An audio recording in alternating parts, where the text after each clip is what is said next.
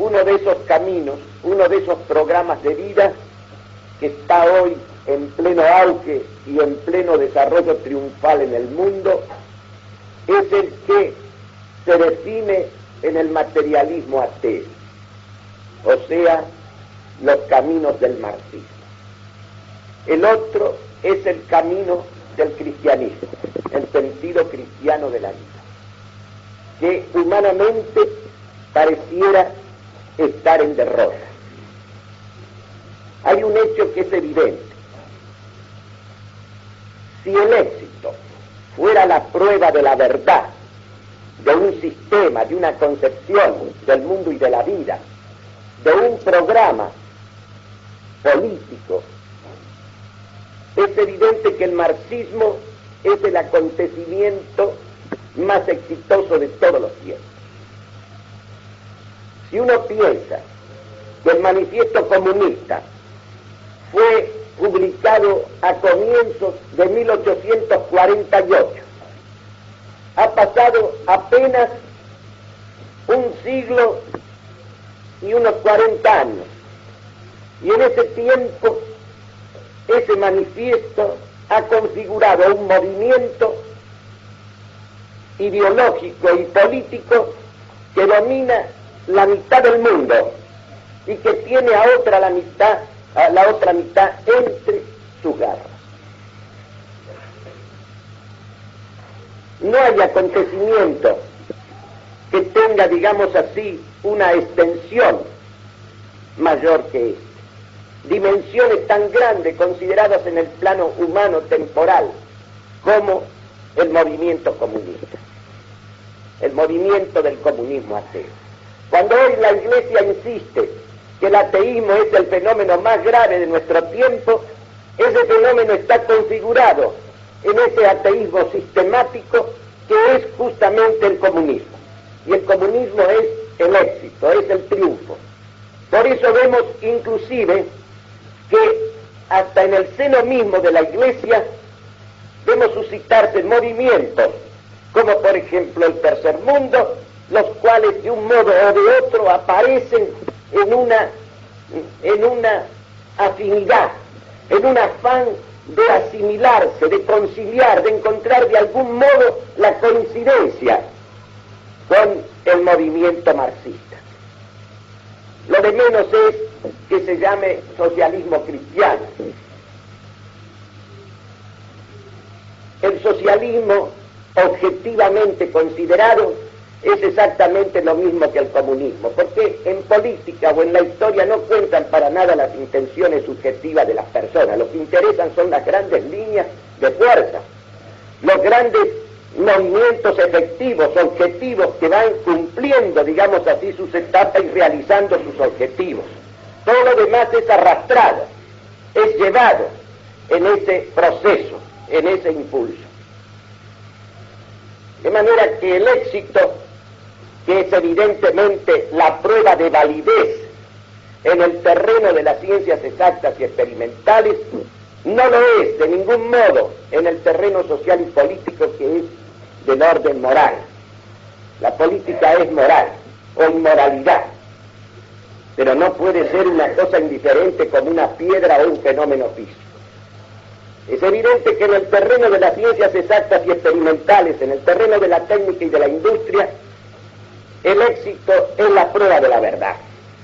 Si un cálculo está mal hecho, el experimento no sale. Si las condiciones en que ha de realizarse un experimento son equivocadas, el experimento no se realiza. Hay que rectificar, hay que revisar de nuevo, hasta llegar al cálculo exacto y a las condiciones experimentales precisas. Darse un experimento son equivocadas, el experimento no se realiza. Hay que rectificar, hay que revisar de nuevo, hasta llegar al cálculo exacto y a las condiciones experimentales precisas para que se produzca esa transformación en el plano de los fenómenos físicos. En cambio, en el mundo moral, en el mundo del hombre, en el mundo de la sociedad y de la historia, el error y el mal, la mentira, la falsedad, tienen eficacia, son eficaces. Obran consecuencias, a veces consecuencias irreparables tanto para la vida de una persona como para la vida de una nación. Porque aquí el éxito no prueba nada. El éxito simplemente puede ser la consagración de la cosa más inhumana, de la cosa más contraria a la naturaleza misma del ser. Y la mejor prueba de que es así es que nosotros, los cristianos, adoramos a un Dios hecho hombre en la figura de la derrota, en la figura de la crucifixión. Aparece en esa figura como derrotado por el mundo. Y no olvidemos ese plebiscito tan ampliamente democrático que fue que se produjo cuando Pilatos, en un esfuerzo supremo, quiso salvarlo a Cristo.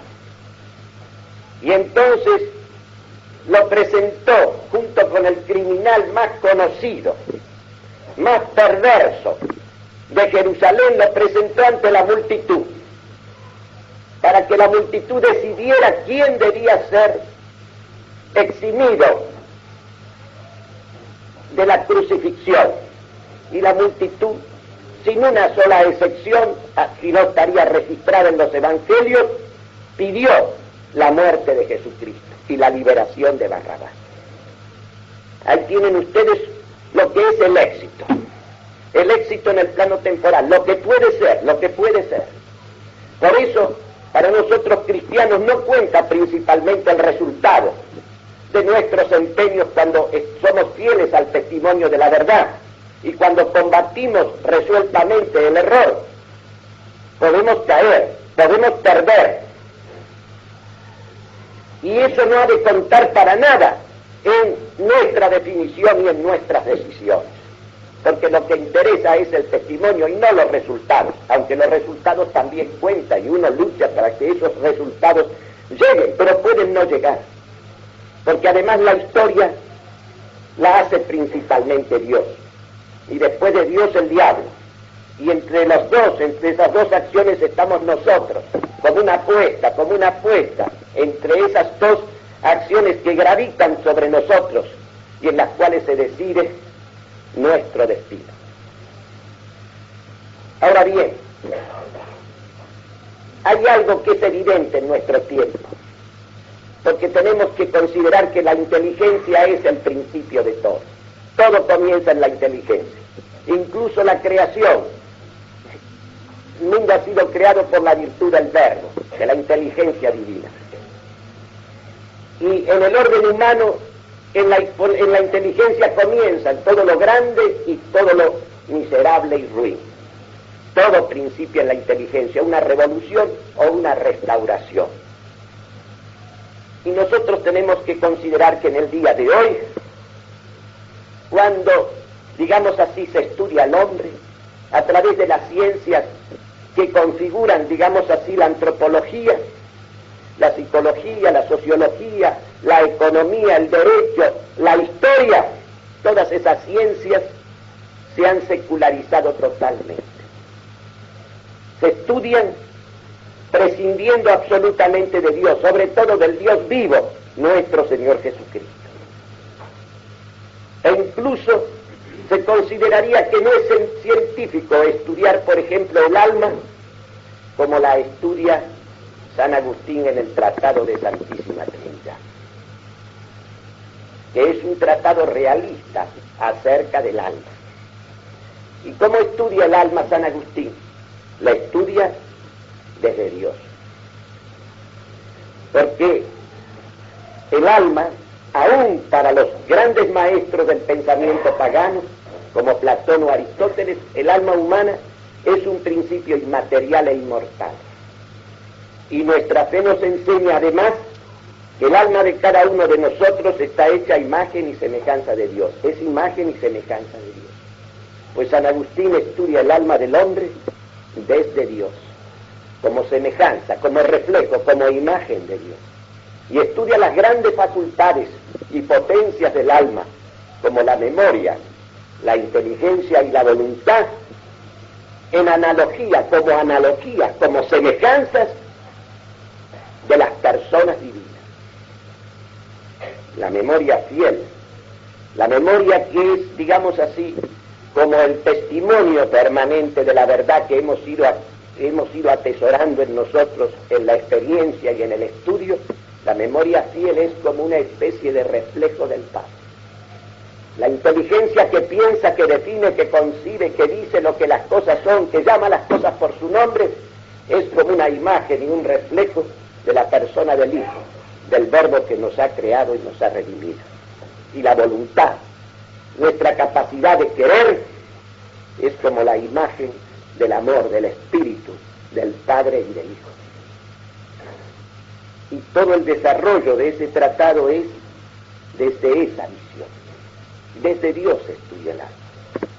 ¿Quién hoy se atrevería inclusive a hacer ciencia del alma según este criterio?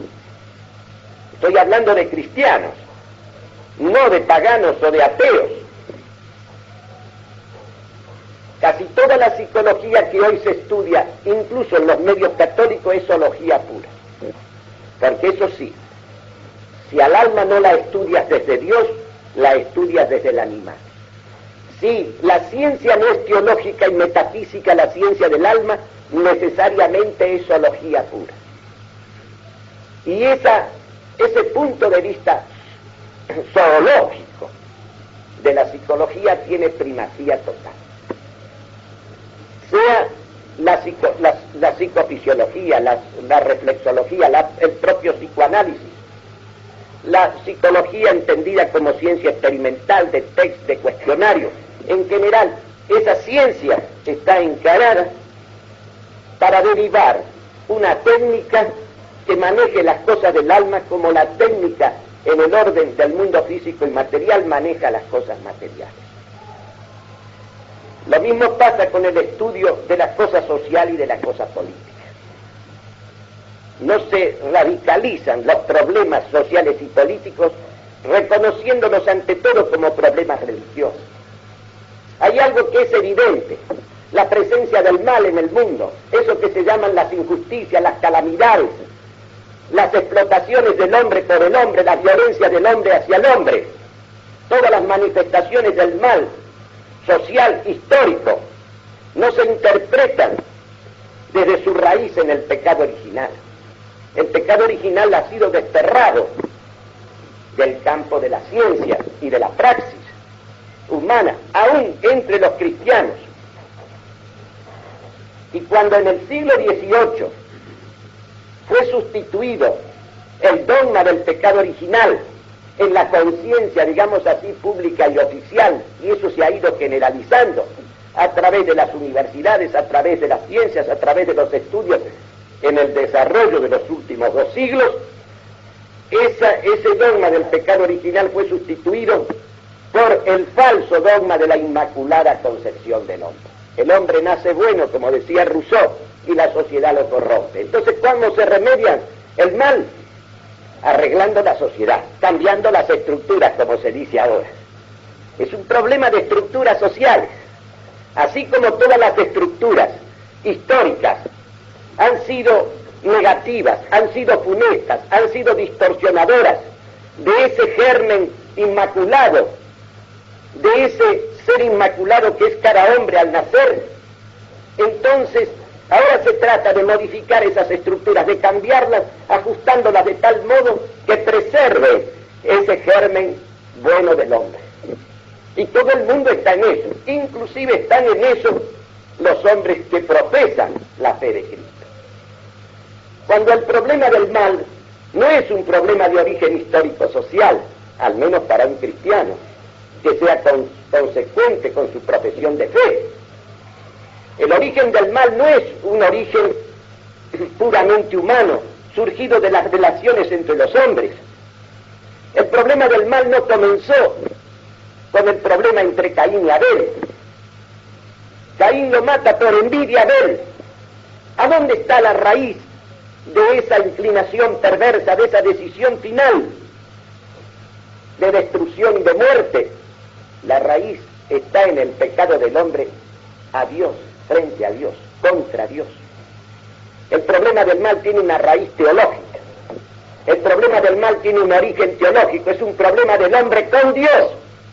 Y la consecuencia de esa desobediencia del hombre a Dios, de ese haberse quedado el hombre separado de Dios, dividido de Dios, a espaldas de Dios, librado a sí mismo y volcado hacia la nada, justamente todos los males entre los hombres son la consecuencia de este mal original. Porque el hombre se vuelve inhumano con los demás hombres y consigo mismo, en cuanto él pierde la unidad con Dios. Entonces, ¿dónde está la solución? La solución posible, concreta, real, de los problemas sociales y económicos del mundo, ante todo, en la cuestión religiosa. Y la solución de la cuestión religiosa es Cristo. Por eso, cuando se desterró el dogma del pecado original y se empezó a promover con aparatos científicos el falso dogma de la inmaculada concepción del hombre, de la bondad natural, Cristo fue progresivamente eliminado de las ciencias y de la praxis humana. Fue eliminado. Porque si no hay pecado original, y si ese pecado no es una cuestión suscitada entre el hombre a Dios, aunque haya habido, en fin, un seductor, aunque esté ahí el padre de la mentira, incitando al hombre a la desobediencia y a cambiar las cosas, a cambiar esto, a cambiar el hecho de que sí, Dios, en los planes de Dios está la deificación del hombre. Él es el que santifica al hombre, el que en alguna medida lo diviniza, haciéndolo partícipe de su propia vida divina y finalmente de la visión del mismo Dios en la gloria. El diablo sugirió al hombre que él, desacatándolo, desconociéndolo a Dios, podía ser Dios él mismo, deificarse él mismo. Si uno analiza lo que está ocurriendo en el día de hoy, es eso mismo que dice Pablo VI. El humanismo laico y profano ha aparecido finalmente en toda su horrible dimensión. La religión del Dios que se ha hecho hombre se ha encontrado con la religión del hombre que se hace Dios, que se pretende hacer Dios, que se coloca así en el lugar más avanzado, en la culminación de todo un proceso evolutivo ascendente que llega hasta él, y luego en él el progreso, la evolución se convierte en algo que él protagoniza, que él realiza desde sí mismo, por sí mismo, y que él lleva adelante, como si él fuese el mismo Dios. En la cumbre del evolucionismo profano, agrega el Papa, el hombre termina por transformarse en Dios. Hoy el hombre busca su propia gloria y no la gloria de Dios. La negación de Dios, de pura teoría, se está convirtiendo en práctica pura, en mito de las multitudes, en mito de las multitudes. El ateísmo racionalista y escolástico se va siguiendo por el ateísmo materialista y social, es decir, por el comunismo ateo. El hombre sin Dios lo pierde todo y acaba por perderse a sí mismo. Como ustedes ven, como la psicología, en la psicología que se estudia en cualquier facultad, en cualquier parte que encuentra usted, en cualquier tratado, está ausente el pecado original y el remedio de ese pecado. Está ausente la consideración de las consecuencias o de los efectos producidos en el hombre como causa de la justicia que Dios le aplicó como sanción por su desobediencia y alejamiento. El debilitamiento, oscurecimiento de la mente, la debilitación de la voluntad para obrar el bien aún queriéndolo, la temporalización de la vida del hombre que termina en decrepitud y muerte. Todo eso, esa proclividad al mal que hay en todos nosotros, todas esas son consecuencias reales, efectivas, son vivencias que hay en nosotros. ¿Cómo es posible que una ciencia que estudia el alma no estudie estas cuestiones y estos problemas? Hablo de la ciencia profana misma. ¿Cómo es posible que prescinda de estas realidades indiscutibles? Como decía Agustín, puedes no aceptar el dogma del pecado original, pero lo que no puedes dejar de reconocer es la presencia en ti de esta inclinación, de esta proclividad al mal. Una cosa evidente. Sin embargo, tenemos una ciencia del alma que desconoce el pecado original, que desconoce que el alma es imagen de Dios, que el pecado la ha deshecho y que es Cristo que la rehace en nosotros, uniéndola de nuevo a Él. Y que luego, frente a la ciencia social y a la ciencia política, resulta que se prescinde totalmente del pecado original y de las consecuencias, del significado profundo de las injusticias, estas injusticias sociales por las cuales hoy clama el mundo. Este problema no cuenta, no es parte de la ciencia y parte fundamental, se prescinde de todo eso. ¿Y qué te queda de los fenómenos del hombre, de las manifestaciones de la vida del hombre, sean personales o sean asociadas, si prescindes de estas realidades fundamentales, de estas cosas radicales, que te llevan necesariamente al plano metafísico y al plano religioso, si quieres considerar en espíritu de verdad y de realidad los problemas del hombre? Esto explica la mentalidad dominante, especialmente en el campo superior, en el nivel universitario, la mentalidad de los profesionales, la mentalidad de los estudiantes, aún en los institutos católicos. La ciencia que se enseña, la ciencia del hombre que se enseña, no considera al hombre en su realidad, ni al hombre del pecado, ni al hombre redimido. No considera la incidencia de lo divino en lo humano, de lo sobrenatural en lo humano, y ha sustituido la historia santa, la historia de la salvación, la ha sustituido por una historia que es la que hemos estudiado todos, una historia puramente exterior, puramente material, puramente instrumental del hombre. ¿Cómo hemos aprendido todos nosotros desde la primaria hasta la universidad la historia? La hemos aprendido a través de las ciencias y de las técnicas y de los medios instrumentales de cada época. Y el nombre que han tomado las épocas es el nombre de su técnica, es el nombre de sus instrumentos, es el nombre de aquellos medios de los cuales el hombre se vale para el dominio de las fuerzas materiales de la naturaleza. Las edades se llaman la edad de piedra, la edad del paleolítico y del neolítico, y después se ponen la edad del cobre y del bronce, y después viene la edad del hierro, y después viene la edad del vapor, y después viene la electricidad, y después viene la edad atómica en que estamos. ¿Cómo se nombran las edades del hombre? ¿Se nombran por cosas que hacen a la esencia y al fin último del hombre? No, se nombran por las cosas que son también del hombre, pero manifestaciones que tienen que ver con las necesidades materiales y temporales de la vida humana, porque el hombre es también un animal. Pero el animal en el hombre está empleado para una forma superior de ser, para una forma superior de ser cuyo principio es el alma que piensa y capaz de querer, cuyo principio es esa alma hecha a imagen y semejanza de Dios, el alma que forma, que vivifica, que organiza el cuerpo, que siente con el cuerpo, que se mueve con los impulsos del cuerpo, pero que es capaz de sobrepasar el cuerpo en sus actos de pensamiento y en sus actos de voluntad. Entonces, esto nos permite comprender el auge, el desenvolvimiento, cómo va tomando la mentalidad y la vida de las generaciones que van llegando, este pensamiento zoológico del hombre, este punto de vista zoológico de la ciencia, este criterio de que las cuestiones del hombre se resuelven con cambios de estructura simplemente y no con el cambio, la renovación del hombre mismo. Y entonces, claro está, Cristo va siendo desterrado, hasta por los mismos que los confiesan. Y esto me hace recordar, para no seguir así en un plano tan patético, estuve una vez en un congreso de desarrollo en Entre Ríos, que lo dirigía, en realidad organizado por los 3 obispos de Entre Ríos. El que lo dirigía es un padre dominico llamado Ranló, que actuaba con un asistente, un profesor Ander X. Y recuerdo la última conferencia. Era un auditorio de más de 500 personas, gran parte de las cuales eran religiosas y sacerdotes. Religiosas y sacerdotes venidas de todo el ámbito de la provincia de Entre Ríos. Y luego había también algunos civiles. Y este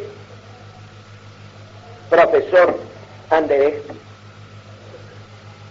inicia una exposición final en que habla de los tiempos actuales, del problema de las rebeldías, de las grandes rebeliones, la rebelión de los obreros, la rebelión de la juventud, la rebelión de la mujer.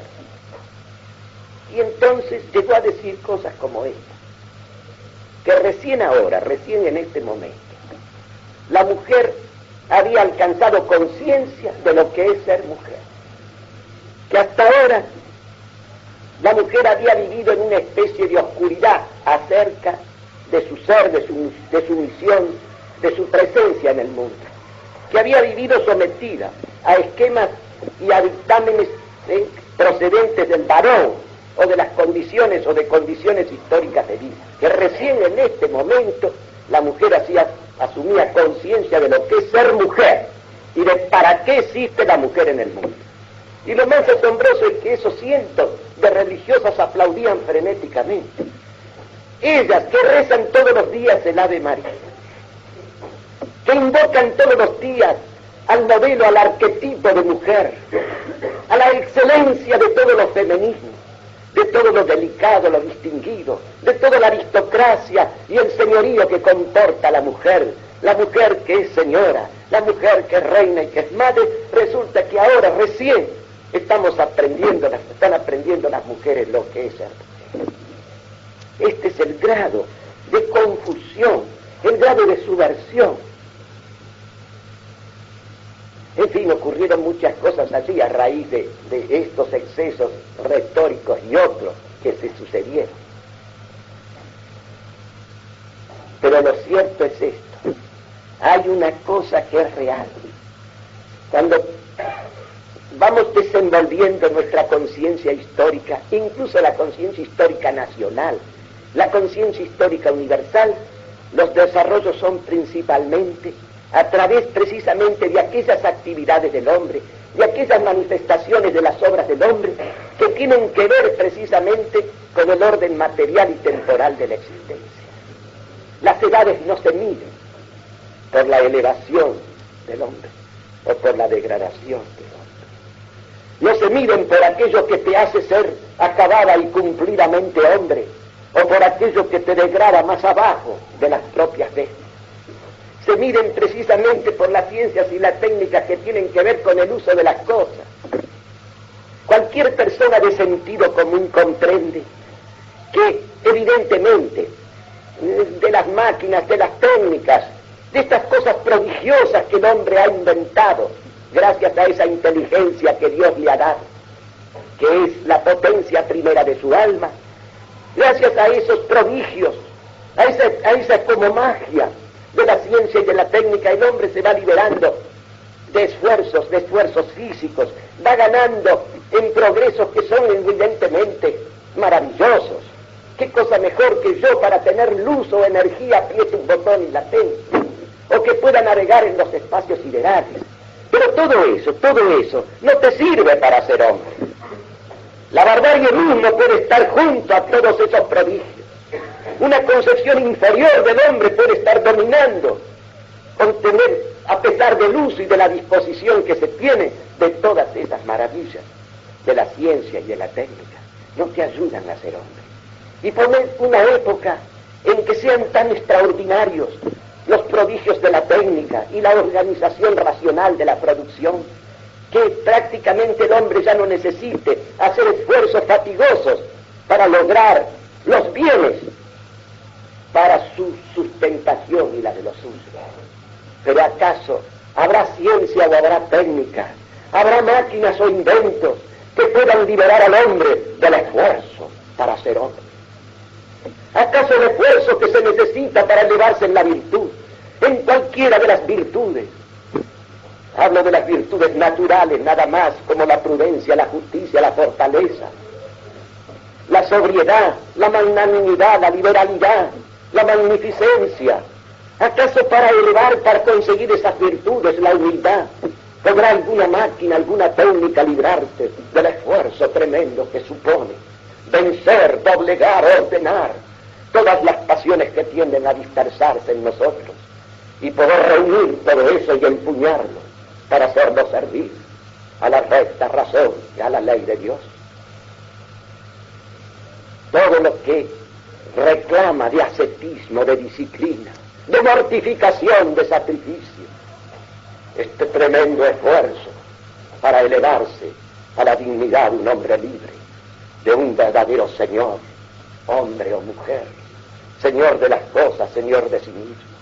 Lo que cuesta estar arriba, lo que cuesta mantenerse arriba, lo que cuesta ir organizando una segunda naturaleza de hábitos que te haga una expresión acabada de la razón, de la verdad, de la libertad sobre la tierra. Ese esfuerzo para ser y mantenerte a la altura de lo que exige Dios y la naturaleza que ha de ser un hombre. Habrá alguna ciencia, alguna técnica en Habrá alguna ciencia, alguna técnica en algún tiempo que pueda liberar al hombre de esa exigencia, de ese esfuerzo. Es que el hombre confunde ese ocio que deriva simplemente del hecho material y concreto de que una máquina hace las cosas que requerían muchos esfuerzos y fatigas humanas. Confunde eso con estos otros esfuerzos, con esas otras disciplinas y exigencias que reclama el estructurar una vida conforme a la recta razón. Así nos vamos aproximando a toda esta falsificación de nuestra perspectiva sobre la vida del hombre y su destino, que va derivando de todas estas ciencias y disciplinas humanas que han dejado de lado a Dios, que han dejado de lado el sentido del pecado, de la culpa, de la responsabilidad, de la redención, que han dejado de lado a Cristo y que van, digamos así, elaborando toda una serie de ficciones acerca de la condición humana y de la vida de los hombres.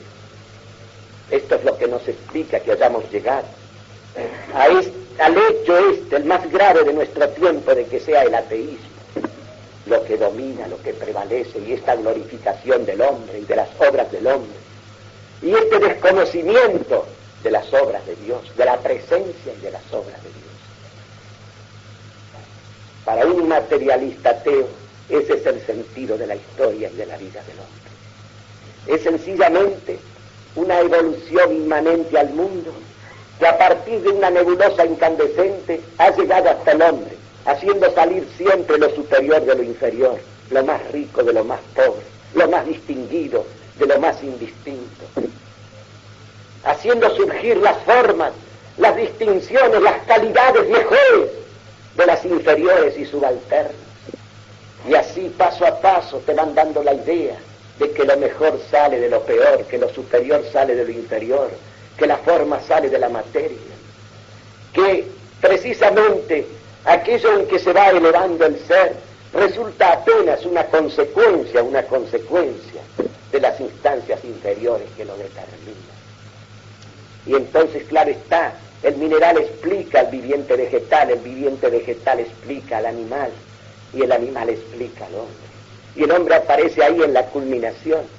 Y toda la historia del hombre no es sino la historia de esas técnicas y de esos medios instrumentales que el hombre va creando a través de la ciencia exacta y experimental y de la técnica y de la industria que derivan de ella. Esa es la historia que nos ha conducido a la idea de que la solución final, el sentido de la felicidad la alcanzará el hombre el día en que, gracias a esa prodigiosa ciencia y técnica, como ya está ocurriendo, produzca tal abundancia de bienes como para colmar a todos las necesidades de todos, y todo el mundo chapalee en el barrio de las satisfacciones animales la vida del hombre.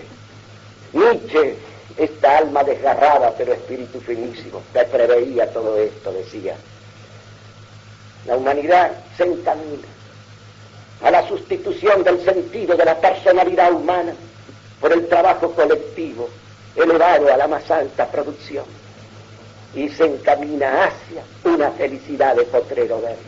Una felicidad de potrero verde.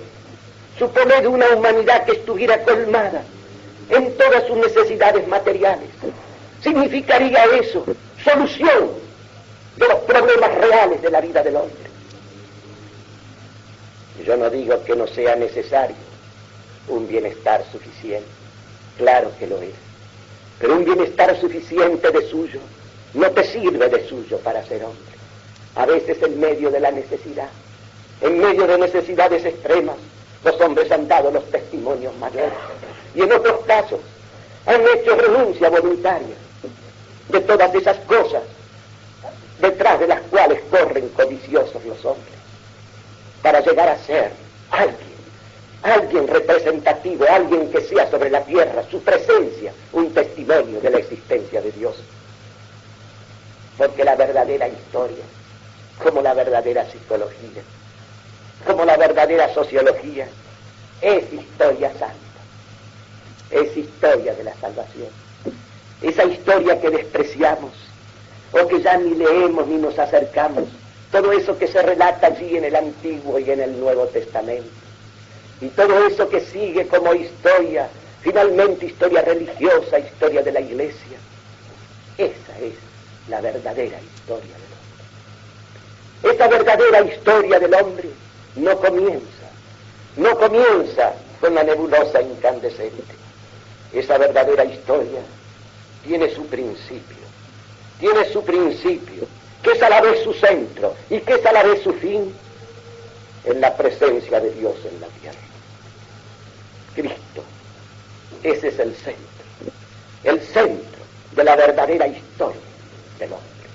En él, en esos 3 años de su vida pública, en su pasión, en su muerte y en su resurrección, se ha consumado toda la historia del hombre. Después de él, de estos hechos reales, realísimos, ya no puede haber nada nuevo en la historia. Todo ha sido consumado ya en él y en la Santísima Virgen. Y toda la historia que viene después de él es la historia de la esperanza y del cumplimiento de las promesas que él nos ha dejado, que él le ha dejado a cada hombre. Así como todo lo anterior a él, a la venida de él, es una preparación, es una prefiguración de esa venida y de esa presencia del verdadero Señor de la historia, del verdadero príncipe y principio de la historia y fin de la historia, que es él. La historia de la salvación se extiende entre la creación y la resurrección final de los cuerpos, de los vivos y de los muertos. Entre esos 2 extremos. Primero fue un acto de amor la creación. Después, ante el pecado del hombre, obró la justicia de Dios. Y el hombre fue expulsado del paraíso. Fuimos expulsados del paraíso. Y no habrá más paraísos en la tierra.